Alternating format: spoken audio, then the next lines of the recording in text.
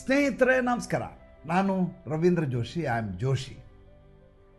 ಒಂದು ಇಂಟ್ರೆಸ್ಟಿಂಗ್ ಟಾಪಿಕ್ಕನ್ನು ಇವತ್ತು ತಮ್ಮ ಜೊತೆ ಚರ್ಚೆ ಮಾಡ್ತಾ ಇದ್ದೀನಿ. ಮಾರವಾಡಿಗಳ ಮಕ್ಕಳು ಅದು ಹೇಗೆ ವ್ಯಾಪಾರದಲ್ಲಿ ಅಷ್ಟು ನಿಪುಣರಾಗಿರ್ತಾರೆ, ತುಂಬ ಯೋಚನೆ ಮಾಡಬೇಕಾದಂಥ ವಿಚಾರ. It is N observational subject. ಭಾಳಷ್ಟು ಜನ ಹೇಳ್ತಾರೆ ಮಾರವಾಡಿಗಳಿಗೆ ವ್ಯಾಪಾರ ಅನ್ನೋದು ರಕ್ತಗತವಾಗಿ ಬಂದುಬಿಟ್ಟಿರುತ್ತೆ, ಹೀಗಾಗಿ ಅವರು ಅತ್ಯಂತ ಯಶಸ್ವಿ ವ್ಯಾಪಾರಿಗಳು, ಉದ್ಯಮಿದಾರರು ಆಗ್ತಾರೆ, ವ್ಯಾಪಾರಸ್ಥರು ಆಗ್ತಾರೆ. ಅದು ಉಳಿದ ಕಮ್ಯುನಿಟಿಗಳಲ್ಲಿ, ಉಳಿದ ಸಮುದಾಯದಲ್ಲಿ ಆಗೋದಿಲ್ಲ. ಅವರಲ್ಲಿ ಮಾತ್ರ ಹಾಗಾಗತ್ತೆ, ಏಕೆಂದರೆ ಅವರಿಗೆ ರಕ್ತದಲ್ಲೇ ಆಗಿದೆ. ಶುದ್ಧ ಸುಳ್ಳು. ಯಾವ ವ್ಯಕ್ತಿಯೂ ಕೂಡ ರಕ್ತಗತವಾಗಿ ವ್ಯಾಪಾರಿ ಆಗಲಾರ. ಆತನ DNA ವ್ಯಾಪಾರ ಇರೋದಿಲ್ಲ. ಸುತ್ತಮುತ್ತಲು ಇರುವಂಥ ಎನ್ವಿರಾನ್ಮೆಂಟು, ಅಲ್ಲಿರುವಂಥ ಪರಿಸರ, ಅವರ ಜನಜೀವನ, ಅವರ ಮನೆಯಲ್ಲಿ ಮಕ್ಕಳನ್ನು ತರಬೇತುಗೊಳಿಸೋ ವಿಧಾನ, ಇದು ಒಬ್ಬ ಮಗುವನ್ನು ವ್ಯಾಪಾರಿಯನ್ನಾಗಿ ರೂಪಿಸುತ್ತದೆ. ಏನು ಹಂಗಂದರೆ ನೋಡಿ, ಈ ಮಾರವಾಡಿಗಳಿರ್ತಾರೆ. ಮಾರವಾಡಿಗಳ ಜೀವನ ವಿಧಾನವೇ ಬೇರೆ, ಉಳಿದ ಸಮುದಾಯಗಳ ಜೀವನ ವಿಧಾನವೇ ಬೇರೆ. ಯಾವಾಗ ನಾವು ಮಜಾ ಮಾಡ್ತಾ ಇರ್ತೀವೋ ಆವಾಗ ಅವರು ಅಂಗಡಿ ಬಾಗಿಲು ತಕ್ಕೊಂಡು ಸುಮ್ಮನೆ ಕೂತಿರ್ತಾರೆ ಕೌಂಟ್ರಲ್ಲಿ. ಭಾನುವಾರ ದಿವಸ ನಾವು ಪಿಕ್ನಿಕ್ ಹೋಗ್ತೀವಿ, ಟ್ರಿಪ್ ಹೋಗ್ತೀವಿ, ಕ್ರಿಕೆಟ್ ಆಡ್ಲಿಕ್ಕೆ ಹೋಗ್ತೀವಿ, ಮತ್ತೊಂದಕ್ಕೆ ಹೋಗ್ತೀವಿ. ಆದರೆ ಮಾರವಾಡಿಗಳು ಗಿರಾಕಿ ಬರ್ತಾರೋ ಬರೋದಿಲ್ಲ, ಅಂಗಡಿಯಲ್ಲಿರ್ತಾರೆ. ಇದು ನಿರಂತರತೆಯ ಲಕ್ಷಣ, ಕನ್ಸಿಸ್ಟೆನ್ಸಿ, ಪರ್ಸಿಸ್ಟೆನ್ಸಿ. ಹಾಗಾದರೆ ಮಕ್ಕಳು ಹೇಗೆ ತಯಾರಾಗ್ತಾರೆ ಅನ್ನೋದು ನಾನಿವತ್ತು ತಮ್ಮೆದುರಿಗೆ ಪ್ರಸ್ತುತಪಡಿಸ್ತಾ ಇರುವಂಥ ವಿಚಾರ. ಮಾರವಾಡಿಗಳು ತಮ್ಮ ಮಕ್ಕಳಿಗೆ ಮೊದಲು ಹೇಳಿಕೊಡುವ ಪಾಠ ಯಾವುದು ಅಂದರೆ ದುಡ್ಡಿಗೆ ಬೆಲೆ ಕೊಡು. ಚಿಕ್ಕ ವಯಸ್ಸಿನಲ್ಲಿ ದುಡ್ಡಿಗೆ ಬೆಲೆ ಕೊಡೋದು ಅಂತಂದರೆ ಬೇಗ ಅರ್ಥ ಆಗುವಂಥ ವಿಚಾರ ಅಲ್ಲ. ಆದರೆ ಅವರು ಯಾವ ರೀತಿ ಮಗುವನ್ನು ತಯಾರಿ ಮಾಡ್ತಾರೆ ಅಂದರೆ ಅವರ ಹಬ್ಬಗಳಲ್ಲಿ, ವಿಶೇಷವಾಗಿ ಅವರು ಆಚರಿಸುವ ಹಬ್ಬ ಮಹಾವೀರ ಜಯಂತಿಯನ್ನು ಆಚರಿಸ್ತಾರೆ. ಅದನ್ನು ಬಿಟ್ಟರೆ ದೀಪಾವಳಿ ಹಬ್ಬವನ್ನು. ಆವಾಗ ಬರುವ ಉಡುಗೊರೆ ಇದೆಯಲ್ಲ, ಆ ಉಡುಗೊರೆಯ ದುಡ್ಡನ್ನು ಹೇಗೆ ವಿನಿಯೋಗಿಸಬೇಕು, ಹೇಗೆ ಉಳಿತಾಯ ಮಾಡಬೇಕು ಅನ್ನುವುದನ್ನು ಮೊದಲ ಪಾಠವಾಗಿ ಮಕ್ಕಳಿಗೆ ಕಲಿಸಲಾಗುತ್ತದೆ. ಉದಾಹರಣೆಗೆ 5,000 ರೂಪಾಯಿ ಮಗುವಿಗೆ ಉಡುಗೊರೆ ಬರುತ್ತೆ ದೀಪಾವಳಿ ಸಂದರ್ಭದಲ್ಲಿ. ಎಲ್ಲ ಮಕ್ಕಳಿಗೂ 5,000 ರೂಪಾಯಿ ಬರುತ್ತೆ. ಈ 5,000 ರೂಪಾಯಿಗಳನ್ನು ಹೇಗೆ ವಿನಿಯೋಗಿಸಬೇಕು? ಮಗುವಿಗೆ ಹೇಳಲಾಗತ್ತೆ, ನಿನ್ನ ಅಗತ್ಯತೆಗಳೇನಿದೆ ಅದನ್ನು 1,000 ರೂಪಾಯಿಗೆ ನೀನು ಅದನ್ನು ನಿನ್ನ ಚೌಕಟ್ಟನ್ನು ಹಾಕಿಕೋ. 2,000 ರೂಪಾಯಿ ಉಳಿತಾಯವನ್ನು ಮಾಡು. 1,000 ರೂಪಾಯಿ ದಾನವನ್ನು ಮಾಡು. ಇನ್ನು 1,000 ರೂಪಾಯಿ ಇದೆಯಲ್ಲ, ಈ 1,000 ರೂಪಾಯಿಯನ್ನು ನೀನು ದುಡಿಸಲಿಕ್ಕೆ ಪ್ರಯತ್ನ ಮಾಡು. ಯಾವುದಾದ್ರೂ ರೀತಿಯಲ್ಲಿ ಇದು ದುಡಿಬೇಕು. ಏನು ಮಾಡ್ತೀಯ ಆಲೋಚನೆ ಮಾಡಿ ನೋಡು. ಎಷ್ಟೋ ಮಕ್ಕಳು, ಮಾರವಾಡಿ ಮಕ್ಕಳು ಶಾಲೆಯಲ್ಲಿ ವ್ಯಾಪಾರ ಮಾಡ್ತೇವೆ. ಭಾಳ ಜನರಿಗೆ ಇದು ಗೊತ್ತಿಲ್ಲ. ಪೆನ್ಸಿಲ್ಗಳನ್ನು ಮಾಡ್ತಾರೆ, ನೋಟ್ಬುಕ್ಗಳನ್ನು ಮಾಡ್ತಾರೆ. ಬೇರೆ ಯಾವುದೇ ಅಗತ್ಯತೆ ಏನಿದೆ ಆ ವಸ್ತುವನ್ನು ಮಾರುವ ಪ್ರಯತ್ನವನ್ನು ಚಿಕ್ಕ ವಯಸ್ಸಿನಲ್ಲಿಯೇ ಪ್ರಾರಂಭ ಮಾಡ್ತಾರೆ. ನೀವು ಗಮನಿಸಿದಿರೋ ಇಲ್ಲೋ ಗೊತ್ತಿಲ್ಲ. ಮೊದಲನೇದು ಉಳಿತಾಯ ಮಾಡುವುದು, ಎರಡನೇದು ಬಂದ ದುಡ್ಡನ್ನು ಹೇಗೆ ದ್ವಿಗುಣಗೊಳಿಸಬಹುದು ಎನ್ನುವಂಥ ಟ್ರೈನಿಂಗನ್ನು ಕೊಡೋದು, ಮೂರನೇದು ಮಗುವು ಯಾವಾಗ ವಿರಾಮವಿದೆ, ಯಾವಾಗ ಆ ಮಗುವಿಗೆ ಸಮಯವಿದೆ, ಅದು ಅಂಗಡಿಯಲ್ಲಿ ಬಂದು ಕೂತ್ಕೋಬೇಕು. ಅದು ವ್ಯಾಪಾರ ಮಾಡೋದು ಬೇಕಾಗಿಲ್ಲ. ಅದು ಅಂಗಡಿಯಲ್ಲಿ ಬಂದು ಕೂತ್ಕೊಂಡು ಆ ಮಗು ತನ್ನ ತಂದೆ ಮಾಡುವ ವ್ಯಾಪಾರವನ್ನು ಗಮನಿಸಬೇಕು. ಜೊತೆಗೆ ಗ್ರಾಹಕರ ಮನೋಧರ್ಮ ಏನಿದೆ ಅದನ್ನು ಸ್ಟಡಿ ಮಾಡಬೇಕು. ಬಹಳಷ್ಟು ಮಕ್ಕಳು ತಮ್ಮ ಶಾಲೆಯ ಪುಸ್ತಕಗಳನ್ನು, ಶಾಲೆ ಮುಗಿದ ಮೇಲೆ ಹೋಮ್ವರ್ಕ್ ಮಾಡೋದಿದ್ದರೆ ಪುಸ್ತಕಗಳನ್ನು ತೆಗೆದುಕೊಂಡು ಹೋಗಿ ಅವರ ಫ್ಯಾನ್ಸಿ ಸ್ಟೋರ್ನಲ್ಲೋ, ಸ್ಟೇಷನರಿ ಅಂಗಡಿಯಲ್ಲೋ, ಕಿರಾಣಿ ಅಂಗಡಿಯಲ್ಲೋ, ಗಿರ್ವಿ ಅಂಗಡಿಯಲ್ಲೋ, ಬಂಗಾರದ ಅಂಗಡಿಯಲ್ಲಿಯೋ ಕೂತ್ಕೊಂಡು ಅಲ್ಲಿಯೇ ಹೋಮ್ವರ್ಕ್ ಮಾಡ್ತಾ ಇರ್ತಾರೆ. ಅಲ್ಲಿ ಅಪ್ಪ ಅಮ್ಮನ ಜೊತೆ ಸಮಯವನ್ನು ಕಳೀತಾ ಇರ್ತಾರೆ. ಹೆಚ್ಚಾಗಿ ಅಂಗಡಿಯ ಹಿಂಭಾಗದಲ್ಲಿ ಮನೆ ಇರುವ ಸಾಧ್ಯತೆ ಜಾಸ್ತಿ. ಇಲ್ಲದೆ ಹೋದರೆ ಅತ್ಯಂತ ಹತ್ತಿರದಲ್ಲಿ ಮನೆ ಇರುತ್ತೆ, ದೂರದಲ್ಲಂತೂ ಖಂಡಿತ ಇರೋದಿಲ್ಲ. ಅಂದರೆ ಇಡೀ ಕುಟುಂಬ ವ್ಯಾಪಾರಕ್ಕೆ ತಮ್ಮನ್ನು ತಾವು ಮೀಸಲಾಗಿರಿಸಿಕೊಂಡಿರ್ತಾರೆ ಮಾರವಾಡಿಗಳು.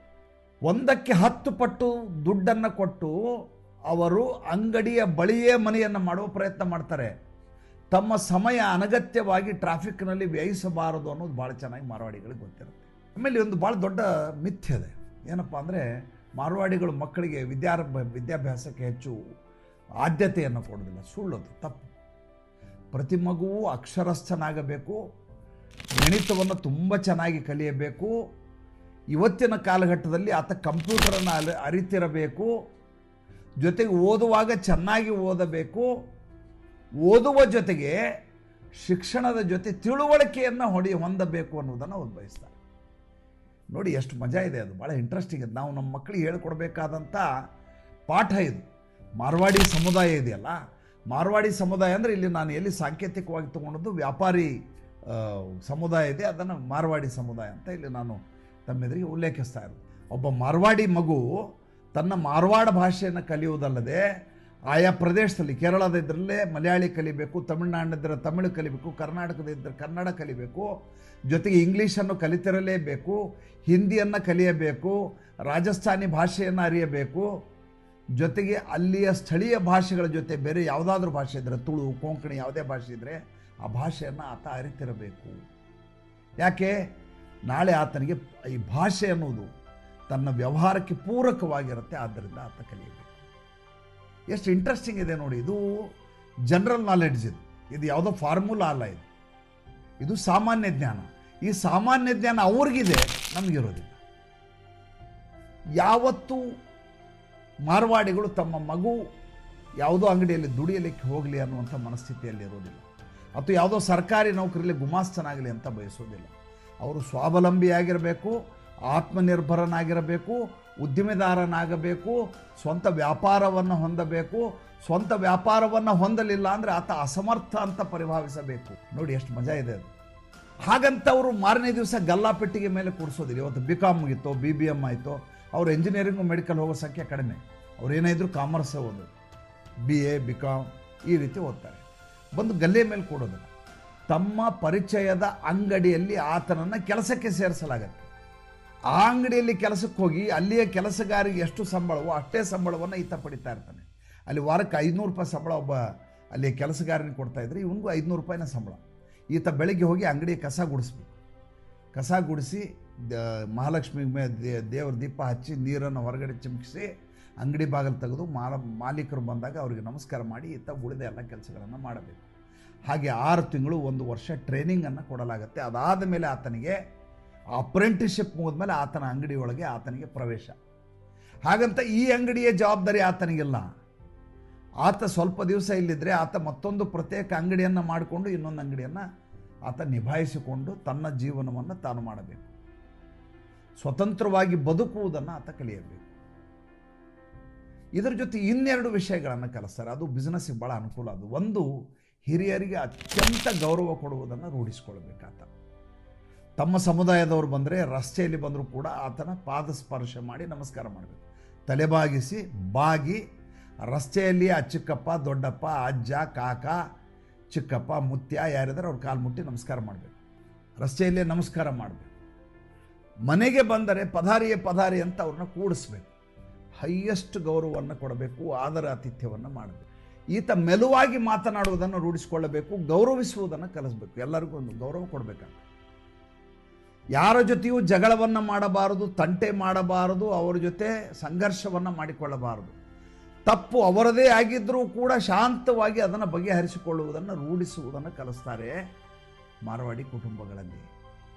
ಎಲ್ಲ ನೋಡಿ ಜೀವನಕ್ಕೆ ಎಷ್ಟು ಅಗತ್ಯವಾದಂಥ ವಿಚಾರಗಳಿವೆ. ಇದಾದ ಮೇಲೆ ಕ್ರೈಸಿಸ್ ಮ್ಯಾನೇಜ್ಮೆಂಟನ್ನು ಹೇಳ್ಕೊಡ್ತಾರೆ. ಎಲ್ಲ ಕಡೆ ಸಮಸ್ಯೆ ಆದಾಗ ಈತ ಅದಕ್ಕೆ ಪರಿಹಾರವನ್ನು ಕಂಡಿಡ್ಬೇಕು. ಮಾರ್ಕೆಟ್ನಲ್ಲಿ ಯಾವುದೋ ಒಂದು ವಿಷಯಕ್ಕೆ ಡೆಫಿಸಿಟ್ ಇದೆ, ಸಿಗ್ತಾ ಇಲ್ಲ. ಉಪ್ಪು ಮಾರ್ಕೆಟಲ್ಲಿ ಸಿಗ್ತಾ ಇಲ್ಲ. ಉಪ್ಪನ್ನು ಎಲ್ಲಿಂದ ತರಿಸಿ ಮಾರಬಹುದು ನಾನು ಅಂತ ದಾರಿಯನ್ನು ಆತ ಕಂಡುಕೋಬೇಕು. ಮಾರ್ಕೆಟ್ನಲ್ಲಿ ನ್ಯೂಸ್ ಪ್ರಿಂಟ್ ಇಲ್ಲ, ಪೇಪರ್ ಇಲ್ಲ. ಪೇಪರನ್ನು ಬೇರೆ ಎಲ್ಲಿಂದ ನಾನು ಆಮದು ಮಾಡಿ ಇಲ್ಲಿ ವ್ಯಾಪಾರ ಮಾಡ್ಬೋದು ಅನ್ನೋದನ್ನು ಆತ ಕಲ್ಕೋಬೇಕು. ನಷ್ಟ ಆದರೆ ಹೆದರಬಾರದು ಅನ್ನೋದನ್ನು ಕಲ್ಕೋಬೇಕು. ಮತ್ತೊಬ್ಬರಿಗೆ ಸಹಾಯ ಮಾಡುವುದನ್ನು ಕಲ್ಕೋಬೇಕು. ನೆಟ್ವರ್ಕಿಂಗನ್ನು ಕಲ್ಕೋಬೇಕು. ನೆಟ್ವರ್ಕಿಂಗ್ ಅಂದರೆ ಹೆಚ್ಚು ಜನರ ಸಂಪರ್ಕವನ್ನು ಬೆಳೆಸ್ಕೊಳ್ಳೋದು. ಬಂದ ಗ್ರಾಹಕರನ್ನು ಮಾತನಾಡಿಸುವುದನ್ನು ಕಲ್ಕೋಬೇಕು. ಬಂದ ಗ್ರಾಹಕರ ಹೆಸರನ್ನು ಕೇಳಿಕೊಳ್ಳುವುದನ್ನು ಕಲಿಯಬೇಕು. ಇದೆಲ್ಲದಕ್ಕಿಂತ ಬಹಳ ಮುಖ್ಯವಾಗಿ ಹೇಳ್ಕೊಡೋದೇನೆಂದರೆ, ಲೆಕ್ಕವನ್ನು ಬರೆಯುವುದನ್ನು ಬದುಕಿನ ಭಾಗವನ್ನಾಗಿ ಮಾಡ್ಕೋಬೇಕು ಅಂತ ಮಾರವಾಡಿಗಳು ಹೇಳ್ತಾರೆ. ಏನೇ ಬರಲಿ ಚೀಟಿ ಬರಿಬೇಕು. ಯಾವ ಭಾಷೆಯಲ್ಲಿ? ಕನ್ನಡ, ಇಂಗ್ಲೀಷು ಅಲ್ಲ, ತಮ್ಮ ರಾಜಸ್ಥಾನಿ ಭಾಷೆಯಲ್ಲಿ ಚೀಟಿ ಬರ್ಕೋಬೇಕು. ಎಲ್ಲವೂ ಆತನ ಬಳಿ ದಾಖಲಾತಿ ಇರಬೇಕು. ಯಾರೇ ಕೇಳಿದ್ರು ಅವತ್ತಾಯ್ತು ಇವತ್ತೋಯ್ತು ಅಲ್ಲ, ಇಲ್ಲಿ ನೋಡಿ ಸ್ವಾಮಿ ಚೀಟಿ ಇದೆ ಅಂತ. ಅಕೌಂಟೆಬಿಲಿಟಿ ಅದನ್ನು ಕಲಿಬೇಕು. ಇದೆಲ್ಲ ಮಾಡುವುದರಿಂದ ವ್ಯಾಪಾರ ಅನ್ನೋದು ಅವರಿಗೆ ಕರತಲಾಮಲಕ ಆಗಿರುತ್ತೆ. ಇದರಲ್ಲಿ ನಾವು ಎಷ್ಟನ್ನು ಪಾಲಿಸ್ತೀವಿ, ನಾವು ಈಗ ತಳಕ್ಕೆ ಹಾಕಿ ನೋಡ್ಕೋಬೇಕು, ತಾಳೆ ಮಾಡಿ ನೋಡಬೇಕು ಅಲ್ವಾ? ತಮಗೇನು ಅನ್ನಿಸ್ತು ದಯವಿಟ್ಟು ತಿಳಿಸಿ. ನಮಸ್ಕಾರ.